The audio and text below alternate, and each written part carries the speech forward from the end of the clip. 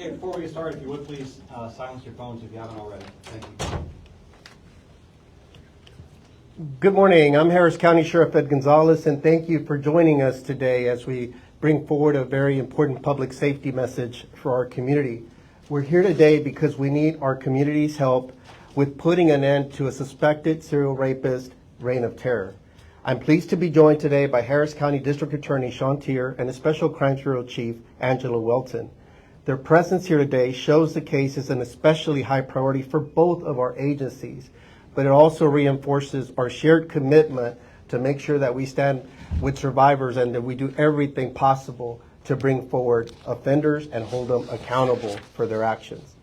I'm also joined by members of our Harris County Sheriff's Office family, our adult crime section, who quickly recognized the imminent threat to public safety posed by our suspect and moved swiftly to begin building a case against him. Leading this investigation is Detective Nicholas Cook, who will provide details on this investigation in just a moment. Also joining us is Sheriff's Office Victims Advocate Karen Omada to discuss how we support those who have been harmed by people like our suspect in this case. Detective Cook launched his investigation just last month when a brave woman came forward to report that she had been viciously raped by Carl Redfield Jr. at his apartments in the Cypress area, which is in northwest Harris County. This woman provided information that helped Detective Cook identify more victims. Working very closely with the District Attorney's Office, they gathered enough evidence to charge Carl Redfield Jr. with 3 sexual assaults so far. We believe this may be just the tip of the iceberg. Based on the evidence gathered so far, we have reason to believe Redfield has sexually assaulted many more women, oftentimes video recording his brutal attacks and attempting to intimidate his victims to keep them from coming forward. I want to speak directly now to any woman who have had the misfortune of crossing paths with Carl Redfield Jr. This man has been in the Harris County Jail since we arrested him on July 24th at his place of work, a car dealership. The DA's office has successfully made the case for an especially high bail to ensure he doesn't hurt you or anyone else ever again. We know that people like Carl Redfield Jr. try to intimidate their victims to keep them from coming forward. They want you to feel ashamed and afraid. Don't fall for those lies. If you were harmed by Carl Redfield Jr.'s unspeakable acts, we will stand with you to keep you safe and get you the justice you deserve. You are not alone.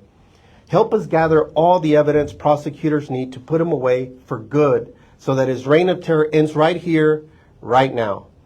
If you have information about criminal acts committed by Carl Redfield Jr., please contact our Adult Sex Crimes Unit at 713-274-9370 or our Victims Assistance Unit at 713-274-9369. Briefly in Spanish. Buenos días y gracias por acompañarnos. Estamos aquí porque necesitamos la ayuda de nuestra comunidad para detener un hombre acusado de hacerle mucho daño a varias mujeres. Me acompaña el fiscal de Condado Harris, Sean Tier, y Angela Welton, quien trabaja con él. También están con nosotros oficiales de nuestra agencia que han estado trabajando en este caso, incluyendo el detective Nicholas Cook, quien comenzó esta investigación. También está con nosotros Karen Ahumada, quien ayuda a las personas que han sido lastimadas por criminales como este sospechoso. Todo comenzó el mes pasado cuando una mujer vino a decir que Carl Redfield Jr. la atacó en su apartamento en el área de Cypress, en la parte noroeste del condado. Gracias a su ayuda, el detective encontró más personas que también podrían haber sido lastimadas por él. Hasta ahora, este sujeto ha sido acusado de 3 ataques, pero creemos que hay muchas más víctimas. Sabemos que grababa lo que hacía y trataba de asustar a las mujeres para que no hablaran. Quiero hablar directamente con cualquier mujer que ha sido lastimada por él. Este hombre ya está en cárcel desde el 24 de julio. No puede hacerle más daño. No tengas miedo ni vergüenza. No estás sola. Si fuiste víctima o sabes algo, por favor llama a la Unidad de Delitos Sexuales contra Adultos, 713-274-9370, o a la Unidad de Ayuda a Víctimas, 713-274-9369. Queremos ayudarte a estar seguro y a que se haga justicia. Necesitamos tu ayuda para que esta persona no lastime a nadie más. Nuevamente, si tienes información sobre actos criminales cometidos por Carl Redfield Jr., que está en la pantalla, por favor de llamarnos. Necesitamos su ayuda. And I mentioned that his apartment was in the, or is in the Cypress area. Obviously, also worked at a car dealership, but also want to make mention, I think it's important to note that this individual, we're trying to establish a timeline, but previously lived in the state of Indiana, where we have understanding that he served as a corrections officer in some correction system up there in Indiana. So I think that's important to note because his reign of terror may not necessarily have started here, but others may be able to tune into this information, and perhaps he has other victims in other states as well. So I wanted to make sure that we shared that. At this time, I'd like to invite Detective Nicholas Cook to come forward and tell us more about his investigation. Detective Cook. Good morning. I'm Detective Nicholas Cook. I'm with the Harris County Sheriff's Office Special Victims Division. Over the past several months, our Adult Special Crimes Section has begun multiple investigations for aggravated sexual assault involving the defendant, Carl Redfield Jr. As the sheriff said, he is a known former correctional officer in the state of Indiana. He works at a local car dealership in West Harris County. He's also known to frequent bars in Northwest Harris County, West Harris County, and use online dating apps. What began as a single case quickly developed into a multi-victim investigation. Each survivor came forward independently and provided consistent information that described patterns of manipulation, coercion, isolation, and in some cases, a firearm to control and exploit some of these victims. Through a coordinated effort with our Harris County Sheriff's Office Patrol Division deputies, Crime Reduction Unit, Harris County District Attorney's Office, and our High-Tech Crimes Unit, we recovered critical evidence, including video footage, digital messages, witness statements that led to multiple felony charges with multiple victims for these aggravated sexual assaults. But this is not about the charges. It's about the survivors. And we know there are likely others that haven't come forward yet. If you're out there and you've experienced something similar, please know our priority is your safety, your dignity, and your healing. We recognize that some survivors may have felt that they were unable to make a report originally. This could have been out of fear, out of stigma, or for concerns about how they may have actually be viewed. But let me be clear, this investigation is about the people who were taken advantage of and to make sure that they are heard and supported. If you come forward, you'll be treated with compassion, respect, and without judgment. We're here to listen, we're here to help, and we're here to ensure the safety and justice of every victim. Thank you. Detective Cook. We'll open it up for questions in just a few. Next, I'd like District Attorney Sean Tier and Special Crimes Bureau Chief Angela Welton to come forward to tell you about the work their team has put into building this case and their commitment to pursuing justice. Their office has been phenomenal. They've been working with us every step of the way. It's been very collaborative.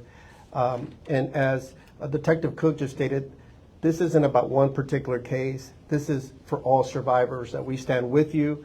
Our office and the District Attorney's Office is deeply committed to making sure that we continue to stand united and send a strong message that sexual assault is against the law and it will be prosecuted to the fullest.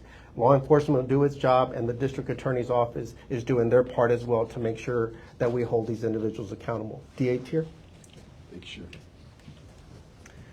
Okay, I'm not going to talk long. I'm going to hand it over to our Special Victims Bureau Chief, Angela Welton, who her and her team have really worked hand in hand with Detective Cook and the rest of the Sheriff's Department to get this predator in custody in really record time on a case like this. One thing I do want to just touch on is the collaboration that you saw in this case, and you're going to continue to see in this case, is indicative of the way that our office works with our law enforcement partners at every level. It is a new day in Harris County. We are all partners in making sure that every single victim is heard in Harris County and that every violent predator is held accountable. Angela's going to talk about some of the ways that we really sped up the process to get this individual into custody going forward. But what we're doing now is we're going to slow it back down. We've got him in custody. He can't hurt anyone else right now. So now our job is to go forward and get the full picture of who this man is. And that's why this press conference and our media partners are so important to getting this message out.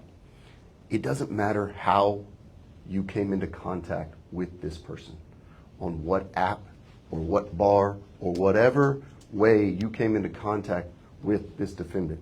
Come forward. Let us know what happened to you. You will be treated as the victim that you are. We're not in the business of going after relatively small crimes when we have someone out there who is a predator, who has preyed on numerous survivors.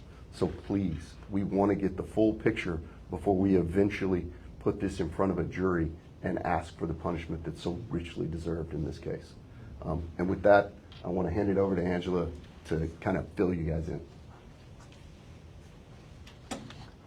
The arrest of Carl Redfield is a strong first step in keeping our community safe.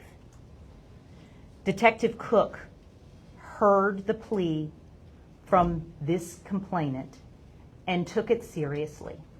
He and the Sheriff's Department worked tirelessly and quickly in order to put this man under arrest. We at the DA's office, with Gabe Kubak and Jay Gordon, worked with Detective Cook to make sure that the warrants that were needed were signed, that were done. And currently, Redfield sits at 5 charges with a bond of over $2.5 million.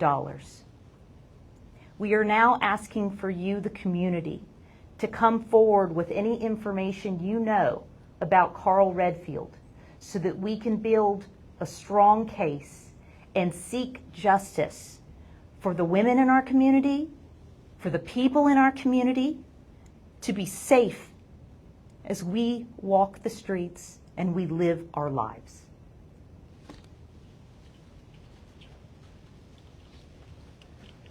Our next speaker is Sheriff's Office Victims Advocate Karen Omada to discuss some of the services we provide to those survivors who have been harmed by violent criminals.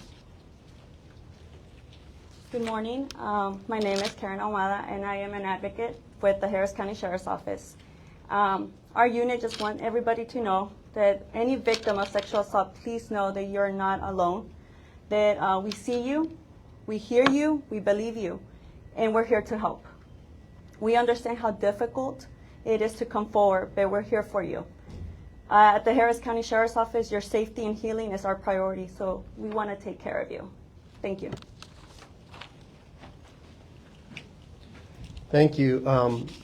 And want to thank our media partners as well for coming forward and helping share this very important information. I mentioned a few important points that I thought we needed to make, such as some of his employment history in the past, apartment complex in the Cypress area. He worked at a car dealership. You heard he frequented bars. At times he used different ruses, if you will, to try to find potential victims, including using apps, text messages, you name it. At times even using alcohol, different factors. Look, we know when it comes to sexual assault, there's a lot of misconceptions, misinformation out there, and sometimes survivors do not feel heard or understood. As you heard Detective Cook say, we're not here to judge anyone. We're here to support you and to try to make sure we conduct a thorough investigation. So to all the survivors out there, we want to say, again, that we hear you, we see you, we stand with you. We need you to come forward. We understand that you could be very fearful. We understand that. We know it may be difficult, but others have come forward now. Help us make sure that we have a thorough picture, as DA Tier said, so we can make sure that we could successfully, or they can successfully prosecute this to the fullest with the appropriate type of punishment, that the jury has everything they need to consider. You know, take your strength back.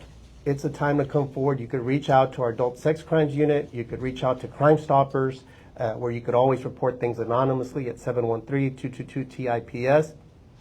But Detective Cook, ourselves, and the District Attorney, Sean Tier, and his team, we're ready to stand and support you and continue moving this forward. Again, we're here because we believe there's other victims that just maybe haven't come forward, haven't been identified, and that's what we want. So I'll turn it over to any questions. Sheriff, I noticed one of the charges is related to a family member. I know there maybe not great detail you can get into, but can you address that?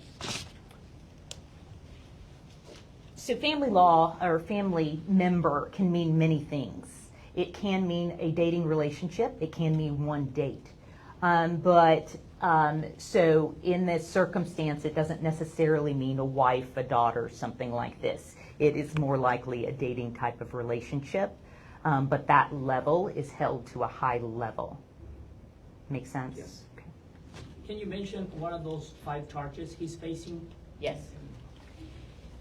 Aggravated sexual assault, aggravated sexual assault, aggravated sexual assault, sexual assault, and aggravated assault of a family member are the 5 cases that he is currently charged with. Those are all 5 different alleged victims? It is 2 complainant victim survivors, 5 charges altogether. You mentioned multiple times that that he was using apps to communicate with people. Do you guys have the option or ability to go to those companies to try to find out people he might have messaged or met through the apps? Our investigation is ongoing and continuing. We will do anything in our power to get the information we need to bring everything to light with regard to what happened in this case and seek justice. So yes, we will be working on securing as much information and evidence we can on different apps and any other evidence that we discover. Can you talk about what search warrants have been executed so far, and then what evidence possibly came back from those search warrants?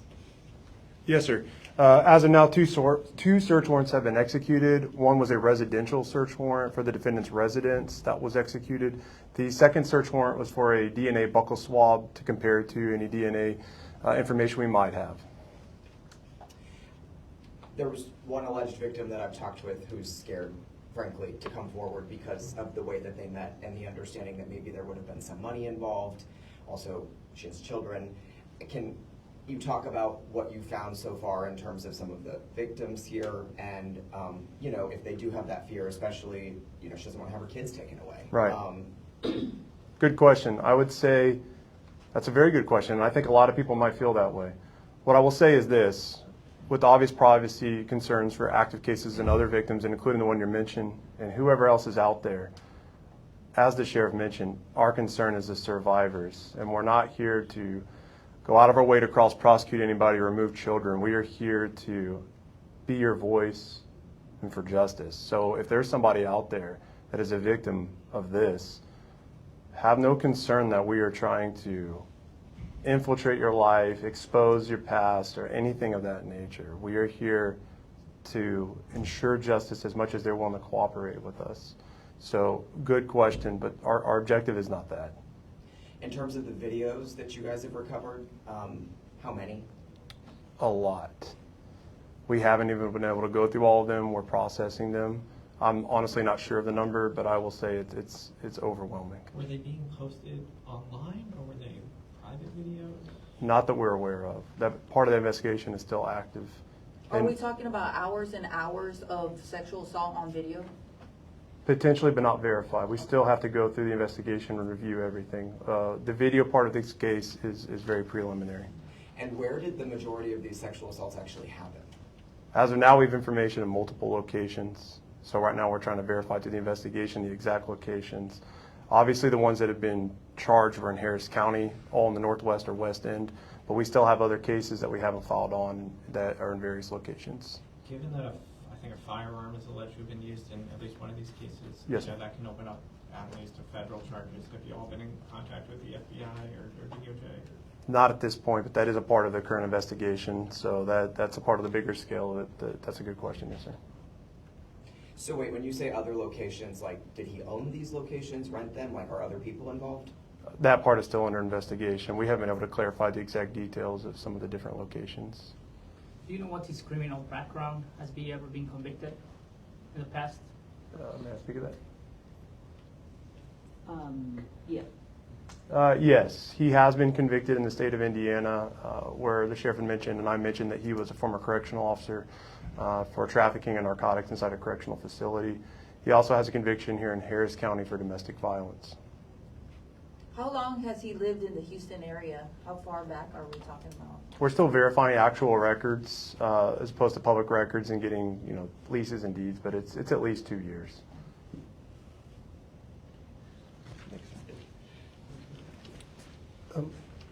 One of the reasons that we're here is to try to get some of those answers as well, and that's why our community's help, I started my comments just saying that can really help us connect a lot more dots and identify a lot more victims. You've heard that it's a huge number of videos that are out there, and we'd like to understand, because sometimes it's possible none of these survivors even knew they were being recorded. At times a gun has been displayed, so we don't know how many times. Locations, we're still trying to tighten that up. I mentioned different places where obviously we talk bars, other things. It could have been an app, it could have been at a bar. At times alcohol was used, and a lot of times survivors are afraid to come forward feeling some guilt, or there's a stigma thinking, well, I was drinking a little bit, I don't remember everything. We want folks to come forward, because let us work with you to try to better understand what happened, because you should not feel guilty in that way, and no one should be victimized. I also want to point out that it appears that his targeted victims were African American. But with these, we're never limited. We're never going to say only that, because we simply do not know. We don't know his past history, when this started exactly, but we really need the public's help, and he seemed to be pretty prolific in his efforts to be trying to find the next victim. So no doubt there's more out there. We already heard of one that apparently may be fearful to come forward. You know, the district attorney's office, they're committed to, again, trying to support survivors. And you know, obviously they'll have to look at everything on a case-by-case basis, but we see them as the survivors and victims in this, and help us put this predator away for good, right here, right now. Any final questions? Okay. Thank you very much. Thank you. All right, Hood News peeps, but potential serial rapist, dude. This guy, they said that they found a lot of videos of this guy, and there's women on those videos. So y'all please take a look at this man's face one more time. Take a look at him. Good to see you. Good to see you. Yes. There he goes. All right. Good to see you. All right. Hey, friends. Well, I'm going to go ahead and let y'all go. I woke up early so I could be here so y'all can see this. They say a majority of the victims are black women. So please share this. Get the word out, friends. This guy's been on the loose for about maybe 2 years. Worked at a car dealership. He would frequent pubs, bars. Please, friends, please get the word out. Step forward. Don't be afraid. Don't be afraid if you are a victim. Come forward, ladies. Come forward. Get justice. Get justice, and help the other women so that it builds a stronger case. They've got a lot of video footage of this guy. He had cameras. I don't know what he was doing, man. Craziness. Serial rapist is what it's sounding like. There's a lot of different women. So, man, friends. Oh, my goodness. All right, it's your girl Grizzly reporting live here at 1200 Baker. Stay tuned, more Hood News on the way. I'll see you guys soon. Well, shoot, walk with me, friends. Let's go outside real quick. Let's go. Let's get out of here. Hold on. Let's go. Walk with me. Good to see you. Are you still on? Yeah, I'm still on. Yes. I'll see y'all. Thank y'all. Thank y'all. Thank you. Good to see you. Thank you. All right, friends. We're out. Let's move out. Woo. Thank you, friend. I appreciate you. Good to see you. Good to see you. Thank you. All right, for sure. I'll see you. All right. My goodness, friends. Oh my God, y'all. What do y'all think about that? That is so scary. That is so scary. Don't be afraid, man. I'm telling y'all, friends, it's time to women unite, man. Women unite. This guy's been out, like, who knows what he was doing over there in Indiana, because they said he was in Indiana. And they arrested him, and they found a lot of video footage. And he used a gun in some situations. My God, what do y'all think about that? And I hope the victims do come forward. All right, friends, I'm going to go ahead and let y'all go. Please be safe and be advised. I love y'all.